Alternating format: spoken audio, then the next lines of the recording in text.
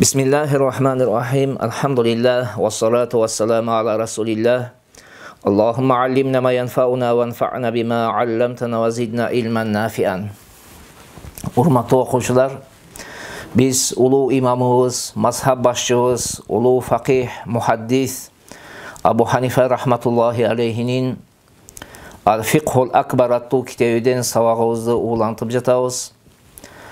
Ötken temada biz ahli sünnet vel cemaatın köz qaraşı boyunca бұл dünyada күнөө кылган адамды эгерде ошол күнөөнү адал деп санабаса, адал деп ишенбесе, бирок пендечилик кылып, ошол күнөө кылып койсо, анын динден чыкпагандыгы тууралуу айтып токтодук эле. Мына ошонун кийинки сүйлөмдөн Кудайым буйрса бүгүн сабакты улантабыз. Кудай Таалам бардыгыбызга бекем иман, ыклас, ынсап, топук берсин. Бул дүйнөдө ahli sünnet vel cemaatты бекем карманып, пайгамбарыбызга татыктуу үммөт болуп жашап өтүп кетүүгө мүмкүнчүлүк берсин Кудайым. Bismillahirrahmanirrahim. Wal mashu alal khuffaini jaizun bis sunnah. Wat tarawihu fi layali Ramazan sunnatun. Adattagындай birinci süйлөмдү сөзмө-сөз которуп алып, андан кийин анын ичиндеги айтыла турган нерсени айтууга киришели. Эки маасыга мас тартуу сүннөт менен шариатта уруксат болгон, жайыз болгон. Рамазан айынын кечелеринде таравих намазын окуу сүннөт дейт. Абу Ханифа рахматуллахи алейхи бул сөзүндө эки маселени баяндаган. Биринчи, маасыга мас тартуу тууралуу. Эки маасыга мас тартуу тууралуу. Жергиликтүү экен кезде жана сапарда экен кезде эки маасынын үстүгө мас тартуунун уруксат экендиги алымдарыбыз айтат, мутаватир, машхур хадистер менен такталган шарият болгон дейт. Мына ошондуктан Абу Ханифа рахматуллахи алейхи биздин мазхаб башчыбыз мынтип айткан жери бар. Бул айткан сөзүн Ибн Хумам рахматуллахи алейхи Хидаяга жазган шархында Фатхул Кадир аттуу китепте айткан, келтирген. Ма култу бил масхи хатта жаани фихи мислу дауин нахар. Маасыга мас тартуунун уруксат экендигин анын далили күндүздүн жарыгы сыяктуу келмейинче айтпадым. Башкача айтканда, ачык айкын далил келгендиктен гана мен эки маасынын үстүгө мас тартууга болот деген пикирди айтканмын, деди. Ошондой эле улуу алымдардын бири Хафиз бин Абдилбар рахматуллахи алейхи мынтип айткан. Пайгамбардан саллаллаху алейхи ва саллам эки маасыга мас тартууну 40 сахаба риваят кылган дейт. Ибн Абдилбар рахматуллахи алейхи эмне дептир?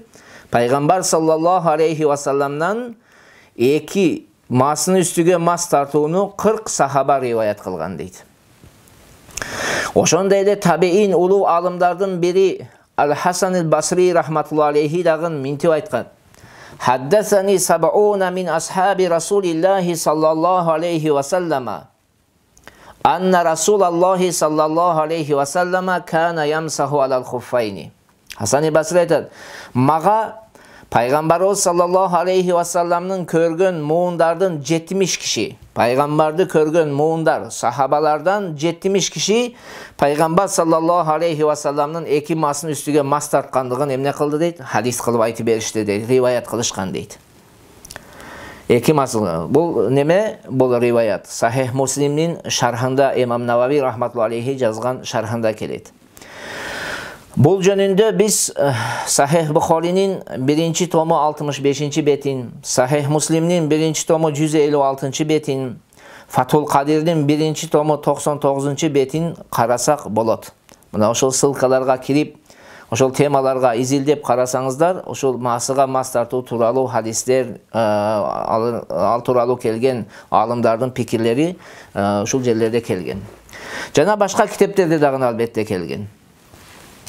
Бул пикирге эки агым каршы чыгат. Эки маасынын үстүгө мас тартуудун уруксат экендигине эки агым каршы чыгат. Биринчиси Хавариж агымы, экинчи имамиялар. Шиалардын бир тобу имамиялар. Хавариждердин көз карашы боюнча, алардын далили аларга болбойт дегендердин далилдери бар. Алардын далили мынтип айтышат да, далил катарында. Аллах Таала Куранда эки бутуңарды жуугула деп жалпы айткан дейт. Мутлак эки бутуңарды жуугула деген дейт.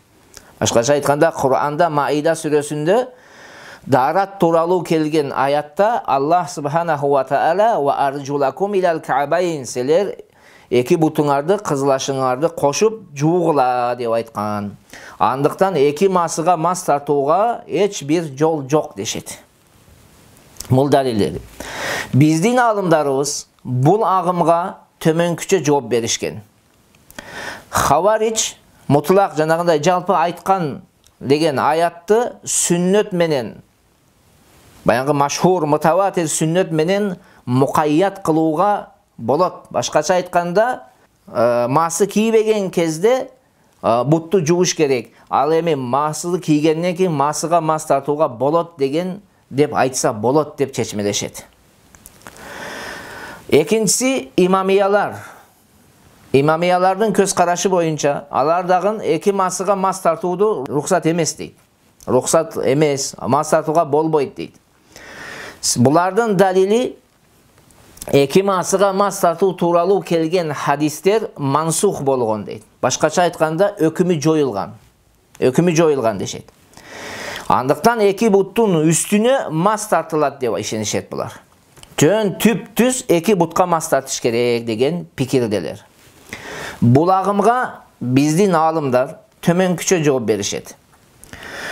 Шурайх бин Хани рахматулла алейхи мынтип айтат: мен Айшадан, Аллах Тааландан разы болсун, эки масынын үстүгө мас тартуу тууралуу жөнүндө сурадым дейт. Эки масынын үстүгө мас тартууга болобу деп сураганымда, ал киши мени Али радиаллаху анхуга барып сурагын, анткени бул маселени ал менден көрө жакшыраак билет деп айтты дейт. Анан мен Али радиаллаху анхунун жанына келип сурадым дейт. Эки масынын үстүгө мас тартуу тууралуу сиз эмне дейсиз, кандай дейсиз, болобу же болбойбу деп сурадым дейт. Али радиаллаху анху мынтип жооп бериптир: Пайгамбар саллаллаху алейхи ва саллам бизге эгер муким болсок, башкача айтканда жергиликтүү болсок, бир түнүкүн, ал эми мусафир болсок, 3 түнүкүн мас тартсын деп буйурду дейт. Бул маселе, бул хадис Сахих Муслимдин шархында келет. 3-чү тому 175-чи бетинде. Демек, эгер Айша энебиз эки масынын үстүнө мас тартууну уруксат деп билбегенде, анда таңмак. Жана Али дагы таңмак. Болбойт деп экөө тең айтмак. Эки масынын үстүгө мас тартуу бар болгондуктан бул эки киши эмне деп жатат? Пайгамбардын хадисин келтирип жатат. Бири Алиге жөнөтсө, экинчи далил менен, хадис менен келтирип, ошол масыга мас тартууду шариатта орду бар экендигин, шариат экендигин айтып жатат. Ал эми бул агымдын эки масыга мас тартуу тууралуу келген хадистер мансух деп айткандары дагы кабыл эмес. Аны дагы кабыл кыла албайбыз. Себеби Жарир бин Абдилла ал-Бажали радиаллаху анху риваят кылган хадисте мынтип келген.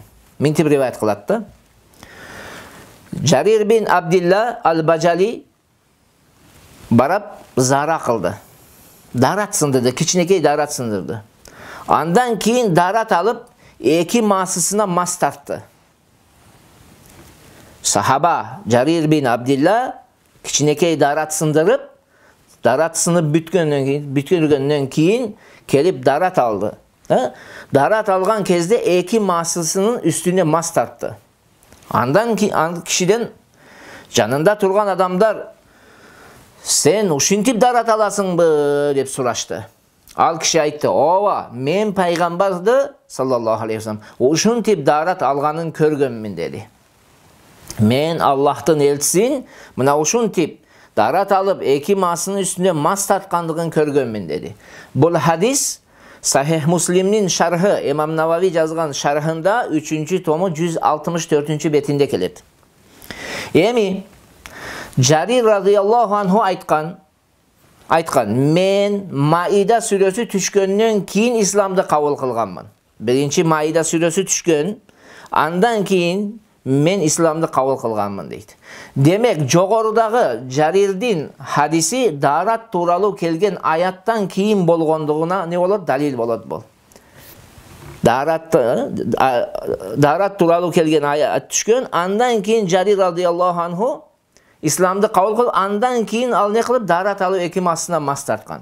Andықтан aldın kelgan narsa keyin kelgan narsaning hukmini ne qilib joyusi mumkin emas. Teskerisince keyin kelgan aldınqini joyusi mumkin. Biroq aldın kelgan narsa keyinkini ham ne qila olmaydi? Hükmünü joya almaydi. Oşonduktan bul Şialardan keltirgen dalilleri dağın bul to'g'ri emas, daif, alsız dalil. Al endi ikinci mesele taravih namazı to'g'ri. Abu Hanife rahmatullohi alayhi bul aytgan sözünde Ravafiz, janağı Şialardan ağımına cevap aytgan. Ankeni alar taravih namazını tanışıp bid'at deb aytışat. Bul ağımdan pikirin Peygamberimiz sallallahu aleyhi ve sellem'in tömönki hadisi joqqa çıgaruga jetişti olot. Peygamberimiz sallallahu aleyhi ve sellem özünün ıyık, mübarek, berekeli hadisinde mintib aytgan. Bismillahirrahmanirrahim. Men qama Ramazana imanan ve ihtisaban gufira lahu ma taqaddama min zambihi. Kim Ramazan ayının keçelerin iman keltirü, jana sowabın Allah'tan kütümenen oyga tutsa, başkaça aytkanda taravih namazını okusa, anın ötken günöleri emne bolot keçirilet degen. Bu hadisni Imam Bukhari, Imam Muslim, jana oşonda ele Imam Muslim'nin şarhında dagın kelgen. Mana oşonduktan İmam Navavi rahmatullohi alayhi mintib aytadi. Taravih namazının mustahab ekendiginde, sünnet ekendiginde alimler bir pikirdeler deydi. Bir pikirge kelişken.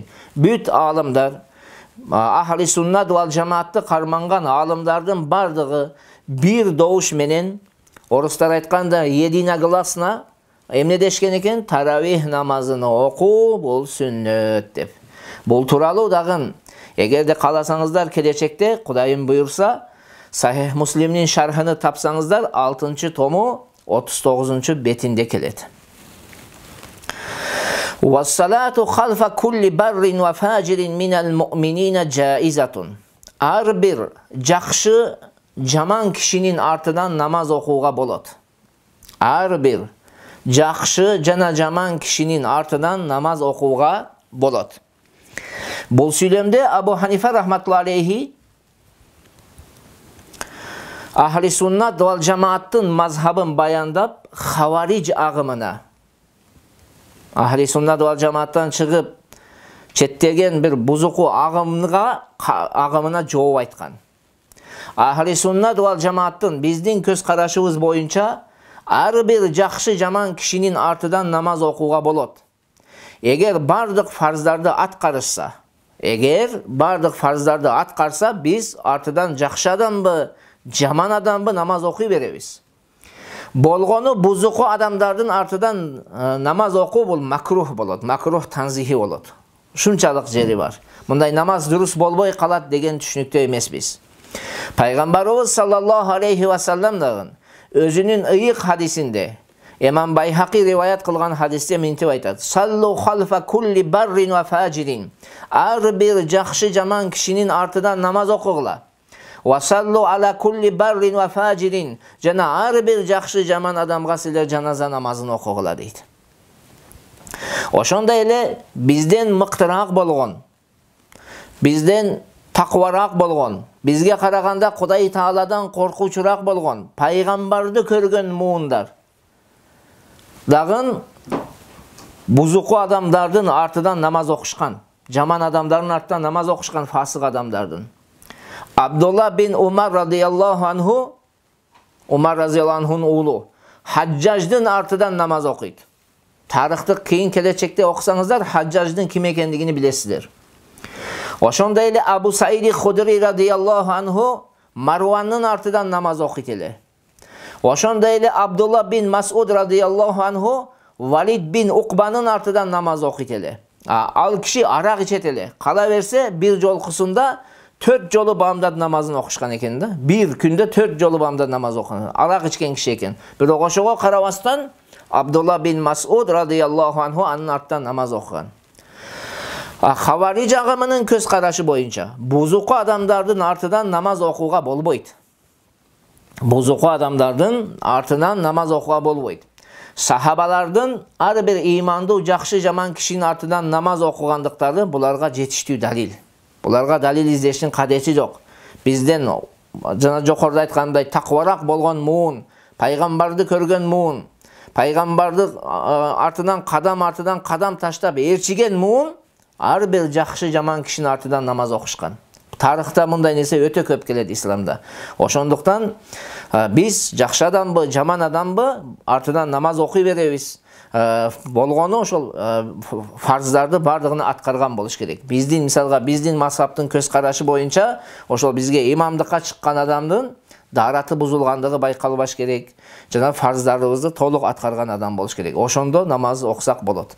Ал эми эгерде биздин мазхаб боюнча мисалга дараты бузула турган бир нерсени байкап калсак, албетте анын артынан биз туруп алып не кылбайбыз, намаз окубайбыз. Же кандайдыр бир фарзды аткарбай кое турган болсо, ошондуктан биз анын артынан не кылбайбыз, фарзды аткарбагандыгы үчүн анын артынан уюп намаз окубайбыз. Бул башка себептен, анын бузуку болгондугунан эмес, ал фарзды аткарбагандыгынан биз уюбайбыз аларга. Ушул нерсеге аябай маани беришибиз керек. Биздин доорда бүгүн көп сурашат да, паранчынын артынан намаз окудум кандай болот, түкүнчүнүн артынан намаз окудум кандай болот? Анын өкүмү мына ушул. Урматтуу туугандар, урматтуу окуучулар, биз ушул нерсеге маани берели. Жакшы адамбы, жаман адамбы артынан намаз окуй беребиз. Фитна кылбай, ызы-чуу кылбай, бүлгүн кылбай, биз не кылабыз? Намаз окуй беребиз.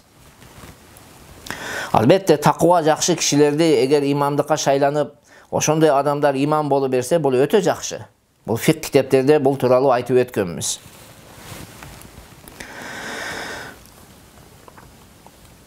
ولا نقول إن المؤمنين لا يضرهم الذنوب وإنه لا يدخل النار ولا إنه يخلد فيها وإن كان فاسقا بعد أن يخرج من الدنيا مؤمنا. Бул дүйнөдөн имандуу абалда дүйнө салгандан кийин имандууга күнөөнүн зыяны тийбейт, тозокко кирбейт, эгер кирсе түбөлүккө калат деп айтпайбыз биз. Эгер канчалык бузуку болсо дагы. Абу Ханифа рахматуллахи алейхи бул сүйлөмдө биз ахли суннат вал жамааттын көз карашын бекитип, туура эмес агымдарга кайра жооп айткан. Биз ахли суннат вал жамааттын көз карашы боюнча имандууга bir adam iman keltirdi. Amantu billahi ve malaikatihi ve kutubihi ve rusulihi bardığına işendi. Andan keyin күнөө iş kıldı. Oşol күнөө iş kılığının ziyanı tibeyt dep dagın aytpayбыз. Teskerişince imandуу adam Allah Taala'nın kaalоосунда bolat deybiz. Biz ahli sunnat wal jamaаттын көз карашыбыз ушундай. Akhiretteki anın işi Kuday Taala'nın kaalоосунда bolat. Eğer Kuday Taala kaalasa özünün adilettүүлүгү менен аны азаптайт, эгер кааласа өзүнүн мээрими менен аны кечет. Бул тууралуу Аллах субханаху ва таала ыйык Кур'ан-ы Каримнин 48-ci аятында минтип айткан. Аузу биллахи минеш-шейтонир раджим. Инналлаха ла ягфиру ан юшрака бихи ва ягфиру ма дуна залика лиман яша. Албетте Аллах ага шерик келтирүүнү кечирбейт. Башкача айтканда, эгерде кандайдыр бир адам Кудай Таалага эмес ташка, бутка, уйга, башка нерсеге сыйынып, ошол бойдон дүйнө сала турган болсо, Кудай Таала анын күнөөсүн кечпейт. Ал эми эгерде бир адам Кудай Таалага ширк кылбады, Кудай Тааланын жападан жалгыз экендигинде ынанып, ишенип, иман келтирди. Шерик келтирген эмес, болгону пендечилик кылып, каталарды кылды. Кылган болсо, ал Кудай Тааланын несинде болот, каалоосунда болот дейт. Ошончо Аллах Таала не деп жатат? Албетте Аллах Таала шерик келтирүүнү кечирбейт. Андан башкасын, шерик келтирүүнөн башкасын каалаганына кечирет дейт. Бул аяттагы шерик келтирүүдөн башкасы деген сөз чоң жана кичине күнөөлөрдү бардыгын камтып алат. Себеби байкап турганыңыздардай аятта ма деген сөз келген. Бул ма деген сөздүн мааниси жалпы. Жалпы маанини туюнтат. Мындайча айтканда чоң күнөө, кичине күнөө айырмасы жок. Андыктан кескиндүү түрдө биз азап берет же кечирет деп айта албайбыз. Bir adamdı emne kıla albayбыз? Бұл күнөө кылды, муну азаптайт же кечирет деген айта албайбыз. Аны Кудай Таалага тапшырабыз. Бұл маселеде Муржия агымы менен Муқатил бин Сулайман деген алым не кылган? Туура эмес көз караштагы алым кайчы пикирделер. Бұл экөөнүн көз карашы боюнча имандууга күнөөнүн зыяны жок дейт. Иман келтирдиңизби? Болду. Жасаган жаман иштериңиз бардыгы кечирилет. Сиз 100% бейиштиксиз деген түшүнүктөдүр булар. Hiç bir neseni nesi tiyibeyt deyt, bulardın köz karaşı boyunca ziyanı tiyibeyt deyt. Cana eğer ziyanı tiyibeyt deyt, bulardın köz karaşı şunday. Cana biz eğer, mınday degen düşünügüz var bizde, eğer tozokot tüssö da anda tübölükö kalat dep aytпайбыз. Eğer kançalık künösünün tövbe kılgan bolboso dagы. Бұл сөздü Mu'tazile agımına жооп aytkan. Анткени жогоруда айтканыбыздай, Mu'tazile agımının көз карашы боюнча фасык түбөлүккө тозоктоп калат. Ушул жерде Абу Ханифа кыска сүйлөмдө эки агымга жооп айтты. Биринчи Муржия агымы, экинчиси Mu'tazile агымы. Муржия агымы эмне деткен? Имандууга күнөөнүн зыяны жок. Ал эми Mu'tazile агымы эмне деткен? Күнөө кылган адам түбөлүк тозокто болот деген. ولا نقول إن حسناتنا مقبولة وسيئاتنا مغفورة كقول المرجئة. Murjiya agımı aytқаны сыяктуу, Murjiya agımынын ишеними сыяктуу, жасаган жакшы иштерибиз кабыл жана күнөөлөрүбүз кечирилген деп да айтпайбыз биз. Абу Ханифа рахматуллахи алейхи бул сөзүндө кайра эле ахли суннат вал жамааттын көз карашын бекитип, жокоруда айтканыбыздай Murjiya агымынын ишенимине жооп айткан. Демек, biz аткарып аткан жакшы иштер сөзсүз кабыл болот деп айта албайбыз. Ошондой эле биз кылган күнөөлөрдүн сөзсүз кечирилет деп дагы айта албайбыз. Муржия агымынын көз карашы боюнча имандуунун жакшы иштери сөзсүз кабыл болот, күнөөлөрү сөзсүз кечирилет. Кыскасы бейишке кирүү үчүн, булардын көз карашы боюнча бейишке кирүү үчүн иман жетиштүү дейт, дешет. Бұл ағымның жообу жогоруда айтылды жана кийинки сүйлөмдө дагы айтылат. Иншалла Кудайым буйрса төмөндө дагы келет буларга жооп. Валакин биз эмне дейбиз эми? Биз кантип ишенишибиз керек? Валакин накулу ман амила салихан халиятан анил уюбил муфсида ва лам юбтилха бил куфри ва ридда хатта хаража минад дунья муъминан фа инналлаха ла юдиуха bal yaqbaluha minhu ve yusibuhu aleyh.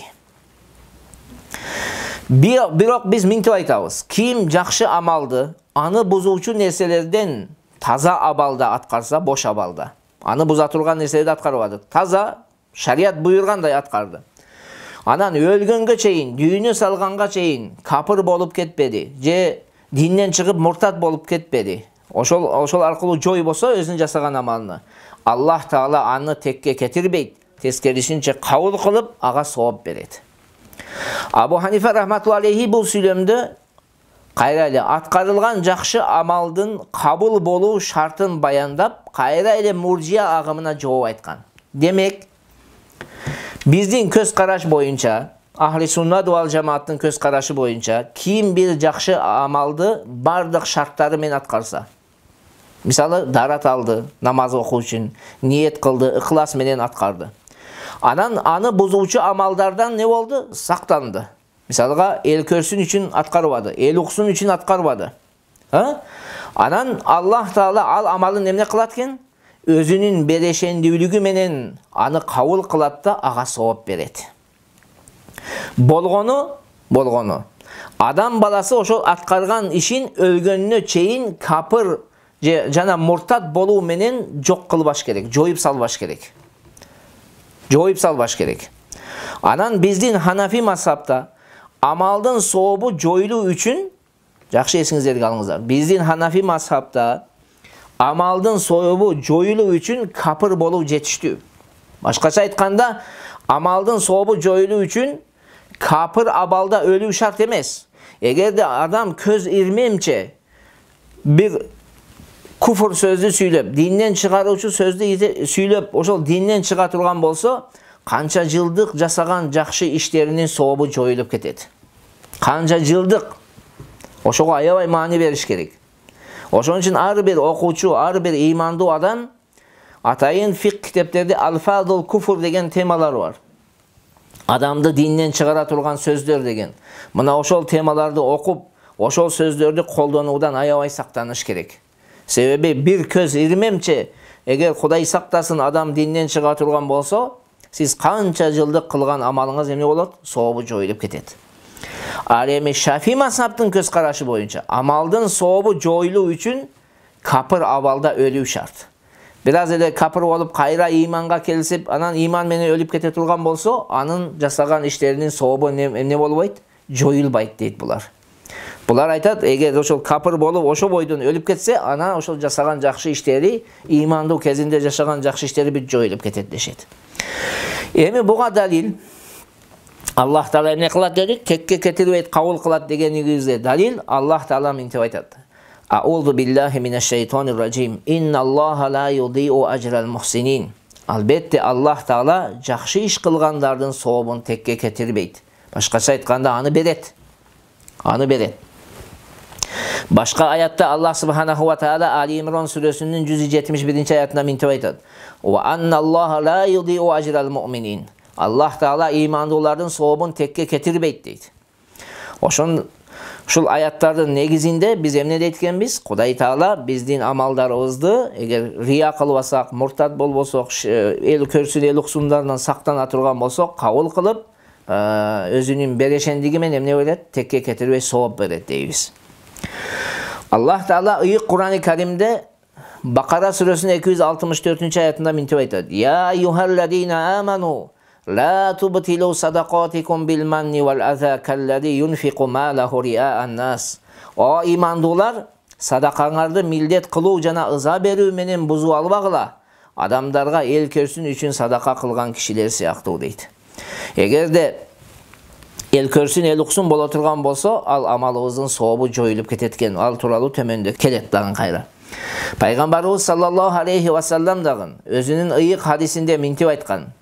Саласатун ла юкаллимухумуллаху яумал киямати. Аллах Таала кыямат күнүндө 3 түр киши менен сүйлөшпөйт. Ва ла яндуру илейхи. Аларга рахмат назары менен карабайт. Ва ла юзаккихим. Алардын күнөөлөрүн тазалабайт. Ва лахум азабун алим. Аларга орутуучу азап болот деген. 3 түр кишиге. Алардын бири Al-mannaну bima a'ta, берген нерсесini милдет кылган адам.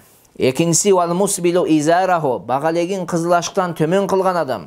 Үчүнчүсү wal munfiqu silatahu bil halifil kazib, жалган ант ичүү менен соодасын жүргүзгөн адам. Мына ушул хадисти карай турган болсок, эмне деди? Wal mannanu bima a'ta, эгер жакшы иш жасап туруп, андан кийин милдет кыла турган болсо, анын амалынын сообу не болуп кетет? Жоюлуп кетет. Бул тууралуу төмөндө Кудайым буйрса дагы келет. Аллах Таала ыйык Кур'ан-ы Каримде мынтип айткан. Жаңа жокорда айтпадыкпы биз? Эгерде кайсыл бир адам динден чыга турган болсо, жакшы ишти жасадыңыз, айталы 40 жыл, 50 жыл сиз жакшы иш кылдыңыз. Бирок көз ирмемче динден чыксаңыз, бүт амалыңыздын сообу жоюлуп кетет дедик го. Ошого далил катарында Аллах Таала Маида сүрөсүнүн 5-аятында мынтип айтат. وَمَنْ يَكْفُرْ بِالْإِيمَانِ فَقَدْ حَبِطَ عَمَلُهُ وَهُوَ فِي الْآخِرَةِ مِنَ الْخَاسِرِينَ. Ким ыйманга каршы чыкса, башкача айтканда капыр болсо, анын сооптору жоюлат жана акыретте зыян тартуучулардан болот дейт. Ошондуктан урматтуу окуучулар, жасаган иштерибизде бекем бололу, Кудай Таалага чын дилден ихлас менен, Кудай Таалага ыйман келтирүү менен сообуну Кудай Тааладан гана күтүп иштерди жасайлы. Аллахым бардыгыбызга бекем ыйман, бекем ихлас, инсап, тофук берсин. Ассаламу алейкум ва рахматуллахи ва баракатух.